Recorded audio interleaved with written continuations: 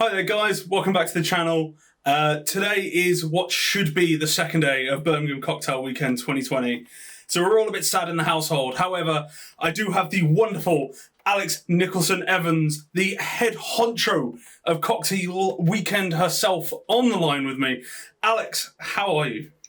I'm fine. I've mixed feelings today because obviously, as you say, it would have been Birmingham Cocktail Weekend, the 6th year, and it was looking to be a really exciting lineup. I know hearts are breaking, but it's actually been kind of special because we've been asking people on social media to share their BCW memories, and there's been loads of people coming out with little memories that I'd kind of forgotten a really great cocktail, and they'd said it was their favorite ever.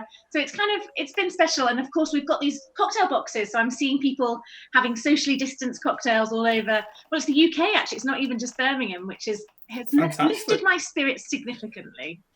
Well, it's great to hear it's all around the UK. So as you can see, I've got my box next to me. Do you want to walk me through? Oh, you've got yours as well. Even better. So prepared. So, I'll tell you what, first things first, we had a chat with Sam last week, obviously, but let's quickly run through the cocktails once more. Yeah, sure. So you've got, well, I tell you what, my favourite, I'm going to dare to tell you it before you ask, is the Clockwork Orange. Wonderful choice, as we made it last week, and I may have made another one right here. So good. I just think it's a really interesting flavour composition, but I'm going to drink this one last this evening, and that's going to be my nightcap. But it's a real cracker. So it's Grand Marnier, vanilla, orange, tonka bean, and ginger. The one I think I'll be drinking first is it's a tough one. I think I'll probably start with the yuzu spritz. Oh, excellent choice. Very much a fan. Yeah. It was about. Go on. So the thing I really wanted to do with these cocktails. So you've got the Clockwork Orange, the yuzu spritz, Sunset Boulevard, which is a kind of bit of a crowd pleaser. I really like it, and this is Peachin', which was kind of like my nod to wine weekend with a touch of white wine in there.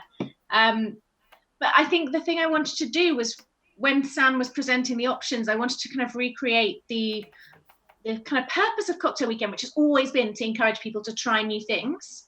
So whether or not everyone would go for a yuzu spritz, for example, something with yuzu in, probably not.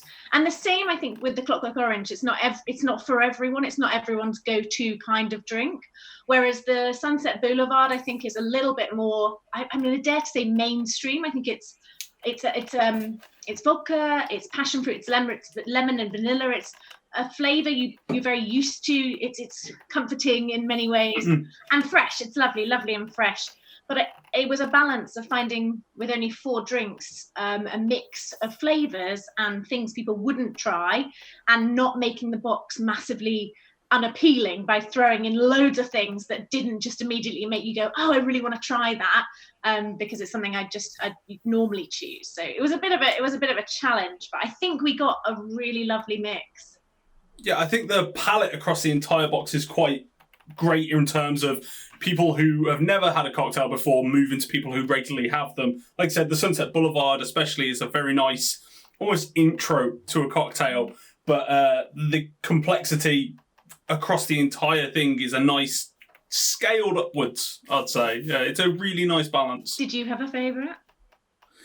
Oh, I am a sucker for lemon and citrusy, so it's got to be the yuzu for me. Yeah.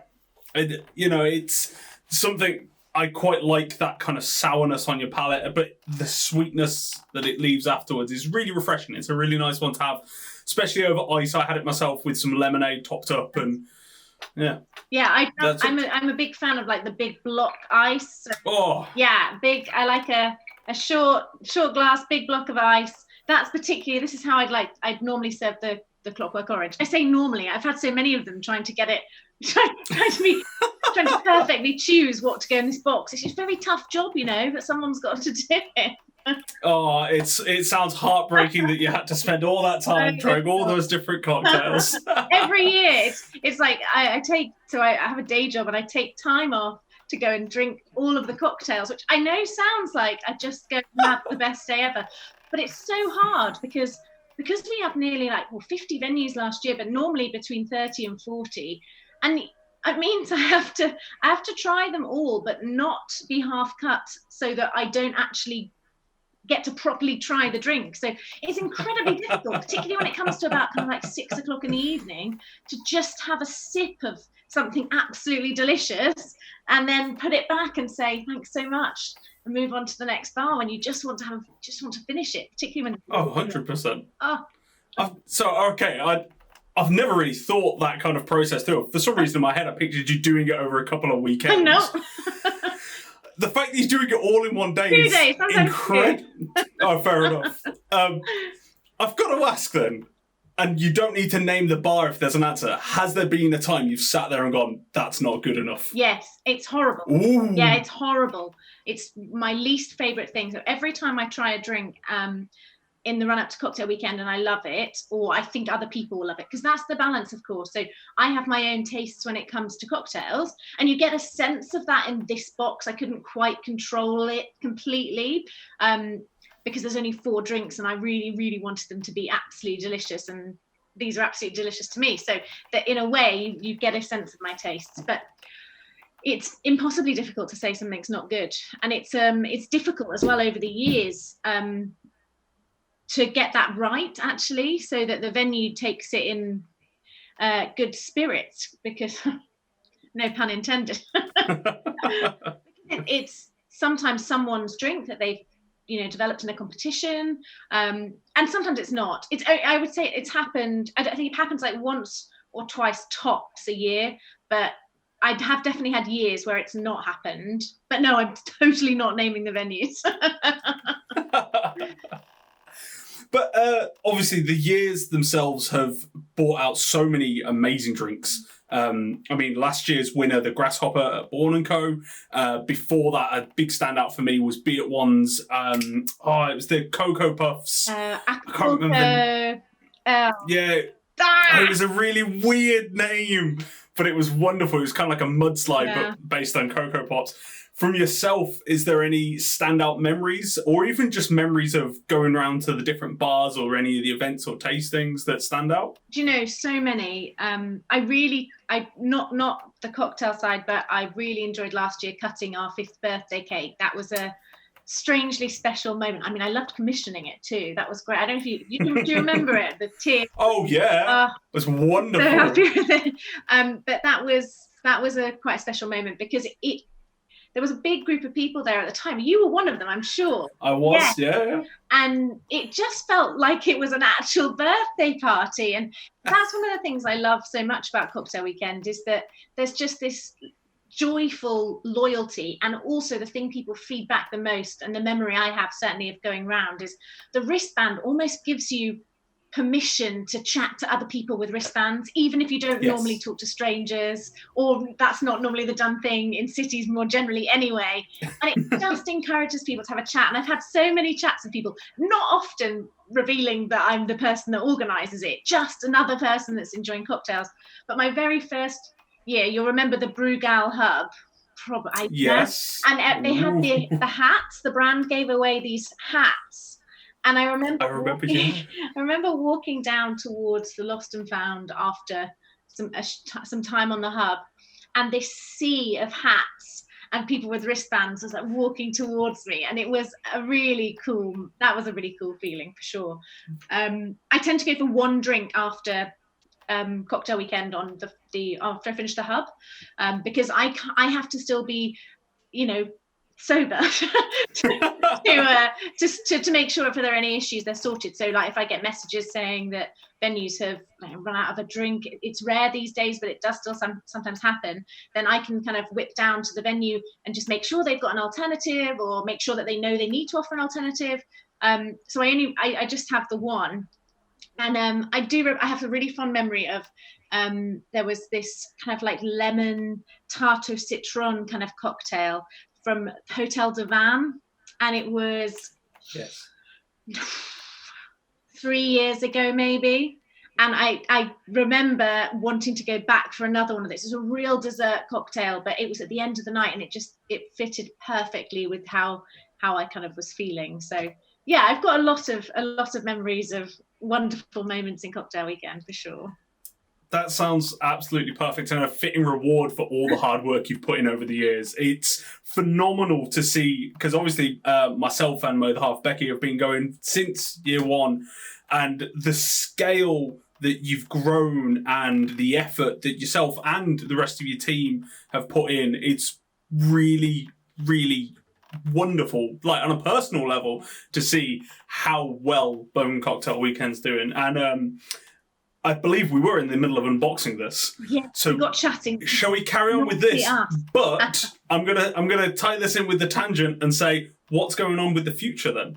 Yeah, so I mean, Cocktail Weekend will definitely be back. 1 or 2 people messaged me and I was like, oh my God, of course it's going to be back. This is not going to throw us. If anything, we'll be back bigger and better than ever. So 2021 is on, and those people that did buy a cocktail box have got the reveal. So it's a little bit of a secret on the postcard. So if the real keen beans, you should be one of these, might remember our very first promotional postcard that was when life gives you lemons, make lemon daiquiris. But never has there been a more relevant moment to say that with everything that's going on. But on the back is the save the date. So 9th to the 11th of July, 2021 Cocktail Weekend will definitely be back. So very excited about that. Fantastic. And between now and then we have Wine Weekend. So there's 3 festivals in the family now. And Wine Weekend was one of the first casualties of COVID. But we rescheduled. So it's now from the 16th to the 18th of October, and we'll have the same venues that had signed up. So the website's got all of those on, wristbands are on sale. So there's definitely an opportunity to still get a Living for the Weekend festival in this year, all being well. We don't have a crystal ball, of course, and 2020 has been quite the year for things going wrong. Very much so. But from your point of view, 2021 obviously coming back bigger and better and stronger than this year. Are there any standout things that you want to push for next year? Any particular hubs or venues you potentially want to see? I feel like I found a home in the mailbox in terms of the hub. So we've moved around. So you'll have seen us at Island Bar, which was an amazing place to start. It felt like absolutely the right place to start as well. Like one of the cocktail institutions of the city. Oh yes. Yeah, so that was a wonderful place to start. And we were there for quite a few years, and then we moved to Hotel de Van for I think it was 1 or 2 years, maybe just 1 actually. Wine Weekend continues to have the hub there, and the mailbox feels really special because it's undercover, which is obviously great, so you don't get wet. But it feels really, light and airy, and they can really manage queues really well, and there's space for that. So I think we'll definitely return to the mailbox if they'll have us in 2021. And we're also talking to House of Suntory about moving their sponsorship over to next year. So fingers crossed, fantastic.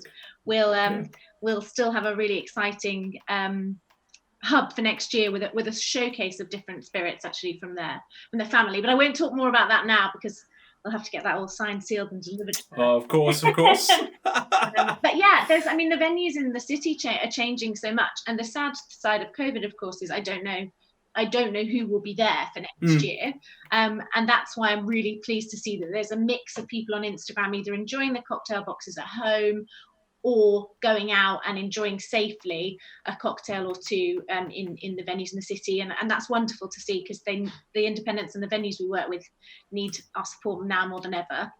Very much so. And I mean, just to quickly highlight 3 of the ones this weekend that are obviously involved, you've got what used to be the Vanguard, which is now currently changing to, of course, the Pineapple Club. I know, big news there from Sam. I will link his announcement video as well so people can see a little bit of that. You've got the Whiskey Club doing a voucher this weekend. Yeah. So for those of you watching this when it comes out tomorrow on Sunday, today is your chance to buy a voucher to claim back from them. They're doing a unique cocktail. And of course, Dirty Martini as well. Yeah, Dirty Martini doing a discount too. It should be great. If people like the Sunset Boulevard particularly, there's some really lovely like lychee martini mixes and things like that on Dirty Martini website. And they've got loads of really great reviews. So there's definitely something for everyone on that list. And a discount off Birmingham Wine Weekend as well. So some sweetness for people that have bought the box. Very much so. And I will say it's really nice to see the venues supporting Birmingham Cocktail Weekend, because I know, obviously, at the end of the day, you've set this up to support all the independents, and all the venues in and around Birmingham really highlight our culture of cocktails that we do have. It's really great to see that between the two sides of it, it's helping everything grow. I don't think our cocktail scene would be what it is if it wasn't for Cocktail Weekend. Oh, well, that's a very, very flattering statement. I mean, there's some real incredible, I've said this all the way along, there's incredible talent within the city in terms of drinks development. There really is, but also in terms of customer service.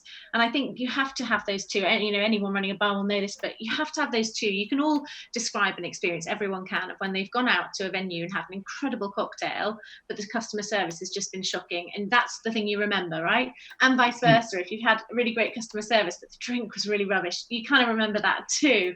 And I think the thing that's really quite strong about Birmingham is that I genuinely believe a large majority of our venues deliver both to a really, really high standard.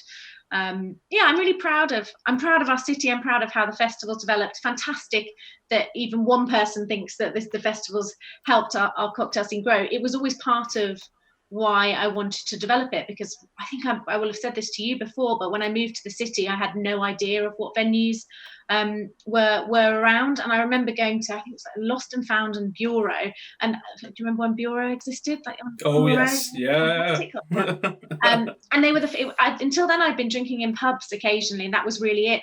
And I realised there was this kind of volume of great venues. This was all before I Choose Birmingham and those things that have really highlighted independence and the venues in the city.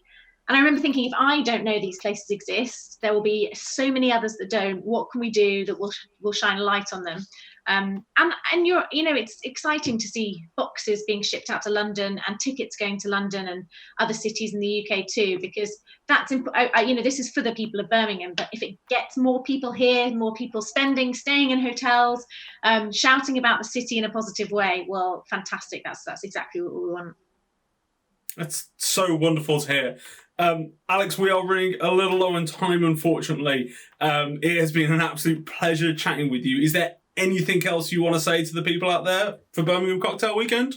I will see you next year for a very large cocktail. Oh, that is for sure. Alex, once again, it's been a pleasure. Thank you so much. No, thank you. Take care. Take care.